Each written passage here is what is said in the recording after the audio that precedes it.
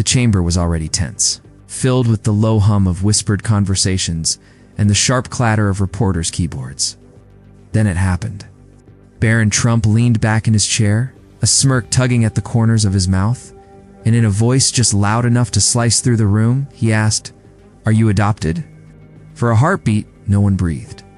The words hung in the air, thick and heavy, as if time itself had stalled. Staffers froze mid-note. Journalists stopped typing. Members of Congress shifted uncomfortably in their seats, unsure whether they had just witnessed an offhand jab or a deliberate attempt to wound. The insult carried more than teenage arrogance. It was a Trump trademark, the weaponization of mockery. The insinuation that someone didn't truly belong, that their legitimacy was always in question, and directed at Jasmine Crockett. It struck at the very core of her identity, her story. Her fight. The silence broke with gasps. A muffled, "Oh my God," from somewhere in the back, and the rustle of bodies leaning forward to catch every detail. A question like that wasn't policy debate. It wasn't oversight. It was meant to demean. It was meant to say, "You don't come from where I come from. You don't matter the way I matter." But if Barron thought his last name gave him the right to humiliate, he was about to learn the danger of underestimating a woman who had built herself from nothing. Jasmine Crockett didn't flinch. She didn't look away. Her eyes narrowed, but her body remained still, poised. Around her, allies shifted, waiting to see if she would swallow the insult or strike back. The room felt as though it was holding its breath, teetering between outrage and anticipation. And in that razor-thin pause, before she even opened her mouth, something shifted. The arrogance in Barron's grin looked suddenly premature, almost nervous. He had fired a shot. But Crockett was drawing the kind of silence that precedes an earthquake. What came next would not just be a reply. It would be a reckoning, a reversal so sharp, so devastating, that the chamber itself would never forget it, because Jasmine Crockett was about to take Barron Trump's question, "Are you adopted?" and turn it into the very line that shattered his smug facade.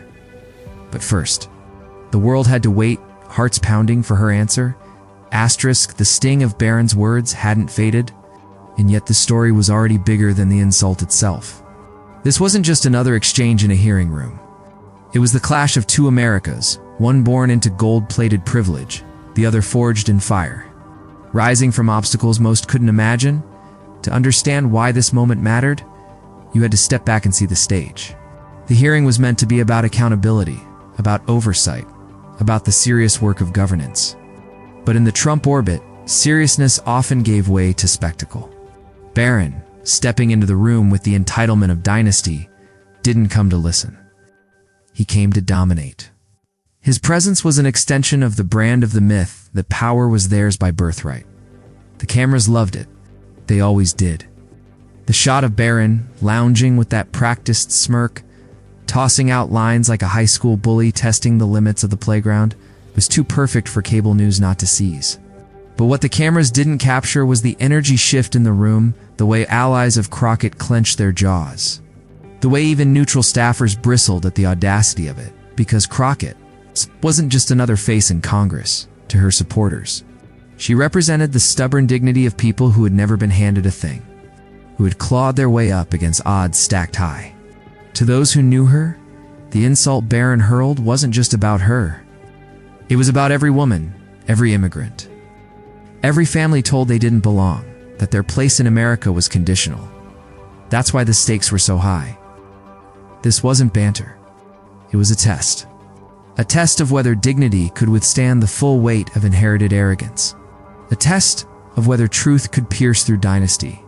And for Barron, the risk was far greater than he realized. In trying to diminish Crockett, he had triggered something far more powerful. The possibility that her reply would echo beyond the walls of that chamber, beyond the news cycle, into the bloodstream of American culture itself. Because here's the truth. Political history isn't made in long speeches or dry reports.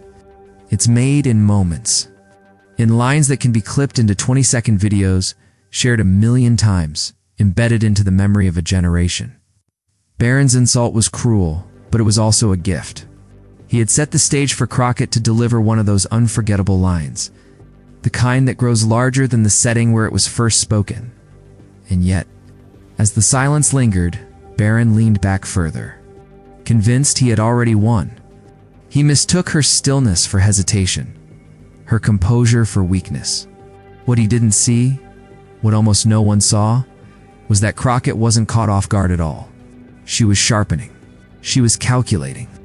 She was about to weaponize every ounce of her story, every insult she had swallowed in her journey to that seat, and turn it against him. The stakes were no longer about one woman and one man.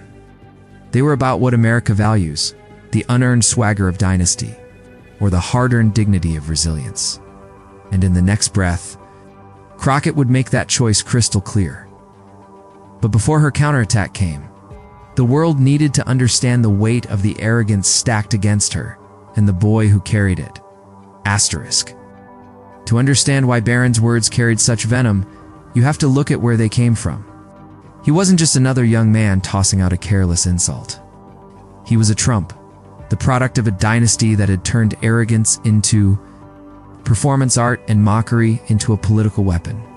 From the moment he was born, Barron's life was scripted in gold. Fifth Avenue penthouse, private schools, motorcades, the machinery of privilege humming around him as effortlessly as oxygen. He never had to earn an audience. The cameras found him, the headlines wrote themselves, and doors opened, not because of merit, but because of his last name. In that environment, respect wasn't something to fight for. It was something assumed, and that assumption is dangerous. Because when you never have to fight for belonging, you can't understand the sting of being told you don't, when you've only ever been applauded for showing up. You start to believe that applause is your birthright. For Barron, the insult to Jasmine Crockett wasn't a slip of the tongue. It was a reflection of a worldview that some people are destined to belong, while others can be pushed to the margins with a smirk and a sneer. It wasn't new. His father had perfected the art of the cutting remark, the nickname that stung. The insult that lived longer than the policy debate itself. Crooked, sleepy, nasty. In the Trump lexicon, cruelty wasn't a flaw. It was strategy. And Barron had absorbed it not through lectures or textbooks, but through osmosis, watching his father turn politics into theater, where the winner wasn't the one with the best argument, but the one with the sharpest insult. But the problem with inheriting power is that you also inherit blind spots. Barron had never stood in a courtroom fighting for justice. He had never sat in a cramped office late at night, drafting legislation that might never see daylight. He had never stood before voters who looked at him and asked, "Do you understand what we live through?" His world was private jets, not public buses. Summer estates, not summer jobs. And it showed. In that chamber, when he leaned back and spat the words, "Are you adopted?" he wasn't just targeting Crockett. He was exposing himself. He was revealing how little he grasped of the grit it takes to climb when the world places obstacles in your path. He was revealing that for him, belonging was not earned through sacrifice or service, but handed down like a family heirloom. Contrast mattered here. The more you understood about Barron's gilded upbringing, the clearer the stakes became. Because while Crockett had clawed her way up, Barron had floated, carried by a current of wealth and fame. And in that contrast lay the heart of the drama. Viewers didn't just see a smug insult. They saw the face of privilege trying to snuff out the fire of resilience. What made it worse? And what made the moment so riveting was Barron's confidence. He believed he had landed the knockout blow. He believed the chamber's silence was his victory. That grin stretched across his face wasn't just arrogance, it was certainty. Certainty that power was his to wield, that his last name was a shield too strong for anyone like Crockett to pierce. But that certainty would become his downfall, because what Barron didn't realize was that America's appetite had shifted. The very spectacle he thought would crown him was about to expose him. And the insult he thought would silence Jasmine Crockett would, instead, give her the stage to dismantle him in front of the nation. For now, though, all anyone could see was the villain in full stride, a boy with the shadow of a dynasty behind him. Mistaking cruelty for strength, mocking dignity as if it were weakness, He didn't know it yet, but in that moment, Barron Trump had written himself into history as the foil.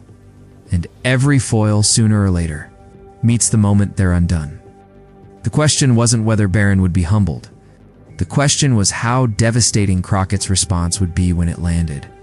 Long before Jasmine Crockett's name echoed in the halls of Congress, she was a fighter in places where no cameras rolled, where victories were small but hard-won, and where dignity was often the only weapon she had. To understand why Barron's insult would collapse so spectacularly, you have to understand the path that brought her to that seat. A path carved from grit, sacrifice, and a refusal to be silenced. She didn't grow up in penthouses or under the shadow of a dynasty. Her world was closer to the ground, shaped by working-class struggle, community ties, and the sharp reminder that opportunity in America was unevenly distributed. From an early age, she knew what it felt like to be underestimated. Teachers who doubted, officials who dismissed, peers who assumed her voice wasn't worth the same weight as others. For many, that kind of dismissal breaks you. For Jasmine, it lit a fire. Education wasn't handed to her. She fought for it. Law school wasn't a networking playground where last names opened doors. It was nights hunched over casebooks, mornings juggling jobs to cover bills, weekends spent proving to professors she deserved to be there. And when she stepped into the courtroom as a lawyer, it wasn't with the safety net of family name recognition. It was with the raw edge of someone who knew failure wasn't an option. She defended those who couldn't defend themselves, took cases others ignored, stood up when silence would have been easier. The scars of those battles shaped her. She knew the taste of exhaustion. She knew the sting of insults disguised as jokes. She knew how it felt to walk into a room and realize you had to be twice as sharp, twice as prepared just to be treated half as seriously. Those experiences hardened her armor, but also refined her sense of justice. Every "you don't belong here" she had ever heard became fuel. When Jasmine Crockett entered politics, she carried that same fire. She wasn't the product of dynasty. She was the product of determination. Constituents saw it. Voters recognized it. They weren't drawn to her because of some gilded surname, but because she spoke with the authority of lived experience. She talked about struggle because she had lived it. She talked about fairness because she had felt its absence. And when she walked into the chamber that day, she wasn't just another member of Congress. She was a symbol for working families, for women who had been told to sit down, for communities told they'd never belong. That's why Barron's insult cut deeper than he realized. When he asked, "Are you adopted?" he wasn't just taking a jab at Jasmine. He was echoing every dismissive voice she had encountered since childhood. Every time someone had questioned her legitimacy. Every time someone had tried to define her by what she supposedly lacked instead of what she had built. Barron's words were familiar, but Jasmine was no longer the girl being underestimated. She was the woman who had turned those doubts into her armor. And there was something else Barron didn't understand. Crockett's composure in that moment wasn't hesitation. It was mastery. Years in the courtroom had taught her the power of silence. Years in politics had taught her the value of timing. She knew that a pause could be deadlier than a scream, that patience could turn an insult into a boomerang. And so when she sat there, steady and unshaken, she wasn't absorbing the insult. She was preparing to turn it into ammunition. Her story mattered because it made her response inevitable. Only someone who had endured years of belittlement could deliver the kind of clapback that lived in the marrow of experience. Only someone who had walked through fire could smile at arrogance and wait for the perfect moment to strike it down. To the audience in that chamber, Jasmine was already a force. To those watching at home, she was about to become something larger, a symbol of what happens when resilience collides with privilege. When dignity faces down dynasty, because Barron Trump thought he had exposed Jasmine's weakness. But what he had actually done was unlock her greatest strength. The unbreakable truth that belonging in America is not inherited, it is earned. And when she finally opened her mouth, she would transform that truth into a line that burned through headlines, timelines, and history books alike. The world didn't know it yet.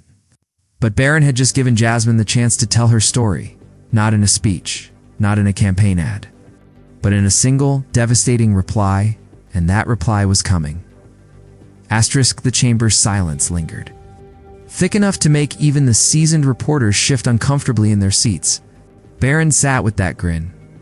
Wide, smug, the kind that belonged to someone convinced he had already won. His words still floated in the air like a toxic cloud. Are you adopted? It wasn't just an insult. It was an accusation meant to slice away dignity, to brand someone as less than whole. Jasmine Crockett didn't move right away. She let the sting simmer in the air, let the room wrestle with what had just been said. Her stillness wasn't weakness. It was pressure, building quietly, making every heartbeat louder. And that pause made Barron restless. He shifted in his chair, chuckling under his breath as though the silence were applause for him alone. Then came the first ripple. A member down the bench cleared his throat, almost in protest. Across the aisle, an aide whispered to another, disbelief etched across their faces. Reporters' pens scratched harder, knowing this wasn't going to be a forgettable moment. Something was about to break open. Barron leaned forward again, doubling down, his voice dripping with entitlement. I mean, it's a simple question, isn't it? People should know where you come from.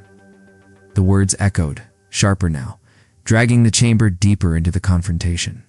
He thought he was in control, commanding the stage. What he didn't realize was that every extra word he spoke was digging his own grave.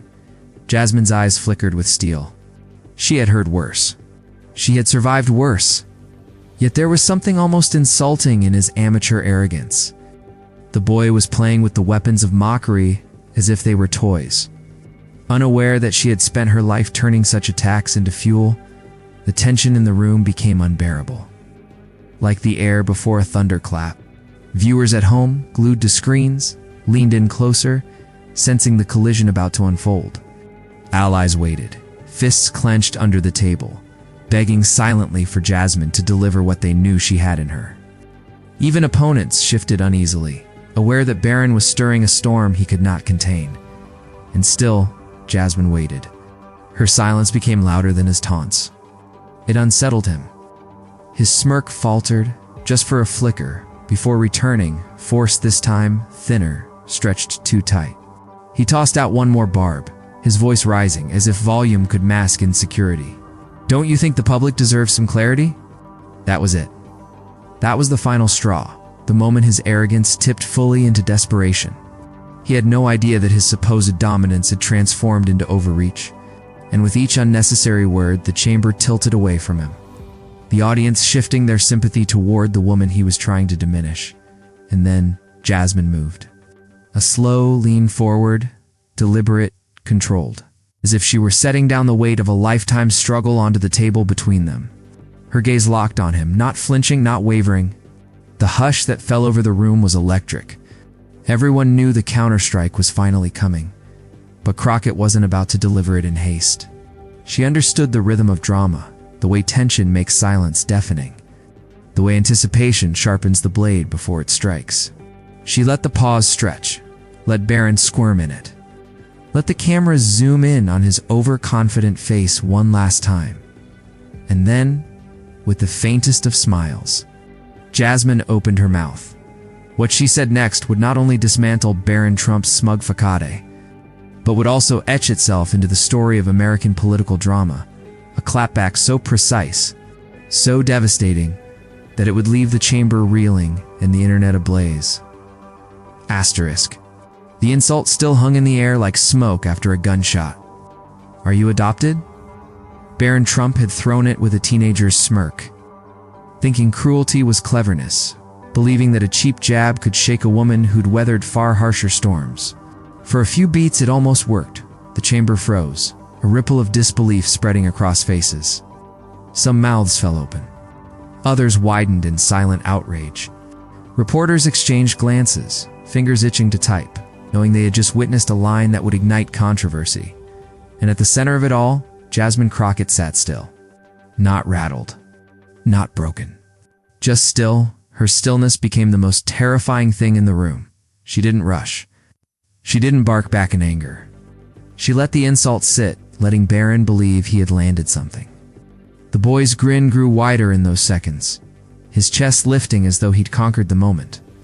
But what he didn't understand was that silence can be the prelude to an earthquake.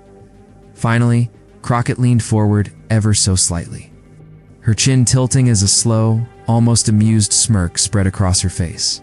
The kind of smirk that told everyone watching, "He has no idea what's coming." She repeated the word softly, deliberately. "Adopted." She let it linger, her voice curling with both mockery and control. She tilted her head, eyes locked on Barron, as if studying a specimen that had just made a fatal mistake. Then she struck. "Barron," she said, her voice carrying through the microphone with a razor's edge of calm. "With the way you've been raised, maybe adoption would have been the upgrade." The chamber erupted like a courtroom in a movie finale. Gasps, first sharp, uncontainable. Then murmurs, rising waves of, "Did she just say that?" And then the explosion. Cheers, applause, laughter that rolled through the room like thunder. Some people slapped the desk in front of them. Others rose to their feet. The sound carried beyond walls, into a million phones capturing every second. Barron's face turned crimson, his smug grin vanishing in an instant. He shifted in his seat, fumbling with his microphone, as though he could somehow snatch the moment back. But his body betrayed him. His jaw tightened. His eyes darted nervously. The camera feeds caught every twitch, every failed attempt to mask his unraveling. Crockett wasn't done. She leaned back now, comfortable, commanding, letting the crowd reaction swell like a wave carrying her higher. And then she leaned in once more, voice steady, slow, deliberate. "See, family isn't about a last name or a fortune. It's about love, respect, roots you don't have to buy." A guttural "oh" rippled across the chamber, chorus of approval from an audience that had been waiting for exactly this kind of clapback. Phones went wild. TikTok edits appeared within minutes, split screens showing Barron's insult followed by Crockett's counterstrike. Captions flashing she adopted him on live TV, Twitter, or X. As it was now branded, pulsed with instant reactions. Crockett just ended Barron in one sentence. Adoption would have been the upgrade line of the decade. He thought he was funny. She thought he was practice, memes multiplied like wildfire. Barron's face photoshopped with a giant return to sender sticker slapped across it. Crockett edited into Marvel-style posters. Her mic drop line stylized in bold red letters. Upgrade delivered, and the mainstream press wasted no time. Within the hour, draft headlines were circulating in digital newsrooms. Crockett turns insult into national moment. Barron Trump silenced by 5-word counterpunch. Mic drop heard round the internet meanwhile. In the chamber, Barron was visibly unraveling. He tried to laugh it off, the chuckle brittle and forced, but the sound only underscored his loss of footing. He opened his mouth, stammered, "Well, I mean, but no one cared to hear the comeback." The audience was too busy riding the wave of Crockett's dominance, and Crockett knew it. She didn't pile on with cheap shots. She didn't need to. Her restraint was more powerful than any extended rant could have been. She leaned back in her chair, adjusted her papers as though the matter were settled, and with a cool glance his way, delivered the final dagger. "Next question." The words sliced through the chamber like a gavel. Final, absolute. Silence fell again, not the awkward silence that had followed Barron's insult, but the reverent silence that follows a knockout punch. When everyone knows they've just witnessed history, and that's exactly what this was. A historical moment. One destined to replay endlessly across platforms, news cycles, and late-night comedy. Because in just a few seconds, Jasmine Crockett had flipped the script. Barron Trump, armed with inherited arrogance and the belief that cruelty was power, had been reduced to a footnote in someone else's victory. But more importantly, the clash wasn't just about two people. It became a parable. A young man, wrapped in privilege, trying to weaponize shame onto a black woman. Seasoned by struggle, wielding dignity and wit as her shield and sword. That story resonated far beyond the chamber. For immigrants, for women of color, for anyone who'd ever been mocked for who they were. Crockett's clapback was more than a viral clip. It was validation. It was pride. It was proof that identity could not only withstand attack, but turn it into triumph. And so, as the footage circulated, as hashtags trended, #Crockett clapback, #adoption upgrade, #mic drop meant the narrative crystallized. Barron Trump had delivered an insult. Jasmine Crockett had delivered a cultural reset, and the tremors of that mic drop weren't finished shaking the world. Asterisk. The clip didn't just stay in the room. It exploded outward, racing through the veins of the internet faster than any headline could catch it. Within minutes, it was on TikTok, Instagram Reels, Twitter feeds, Discord servers everywhere. People gathered to laugh, rage, or marvel at political theater. The hashtags came instantly. #adoption upgrade was first born from Crockett's stinging one-liner. Then came #Crockett clapback and #mic drop moment. Within an hour, all three were trending simultaneously, not just in Washington circles, but across the entire United States.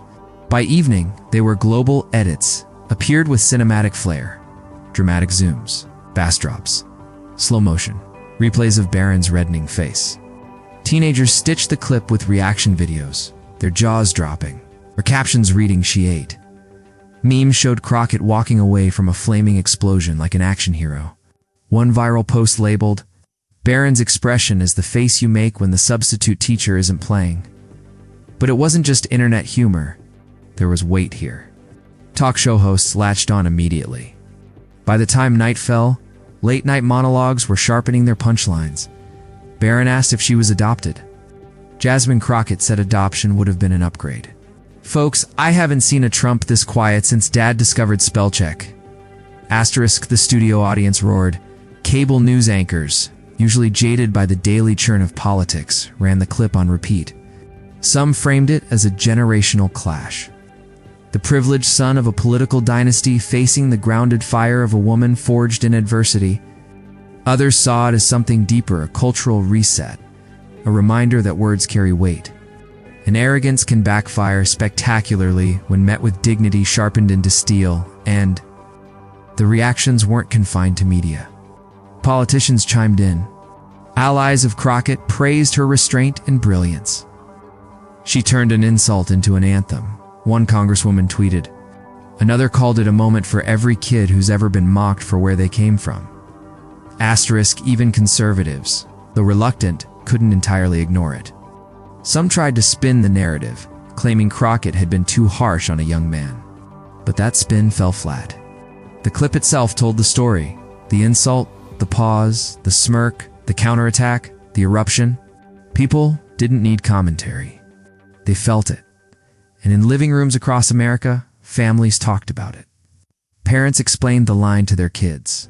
Teachers played it in classrooms as an example of standing tall under fire. Immigrant households, in particular, felt seen, many of them whispering to themselves, "That's us. That's our voice." Asterisk, then came the celebrity endorsements. Musicians tweeted the line.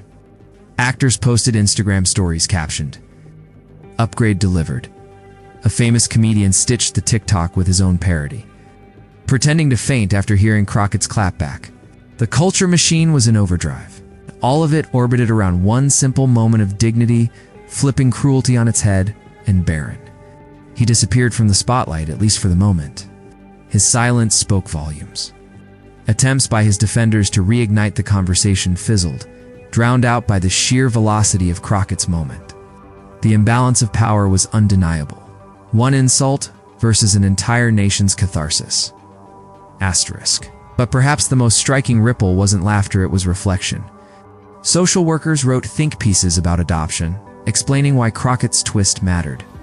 Advocacy groups highlighted her words as a reminder that adoption isn't shame, but strength, chosen family, and love. What Barron meant as an insult had been transformed into a national conversation on identity and pride. Asterisk. The shockwaves reached their peak when headlines declared, Crockett's 5 words redefined the debate. News anchors compared it to iconic political clapbacks of history, moments that transcended their setting to become part of the cultural record. Crockett hadn't just won a moment. She had minted a legacy. And yet, even as the world celebrated, there was a lingering anticipation.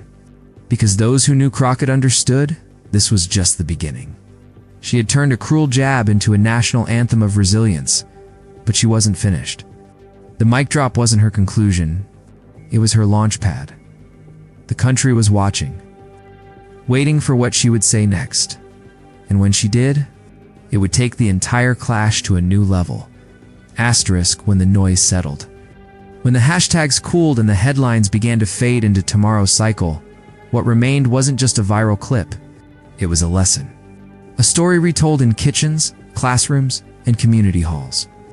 A moment that asked a question bigger than politics. What really defines family, identity, and worth? For Jasmine Crockett, the answer came not in lectures, but in the 5 words that had flipped humiliation into triumph. Adoption would have been the upgrade.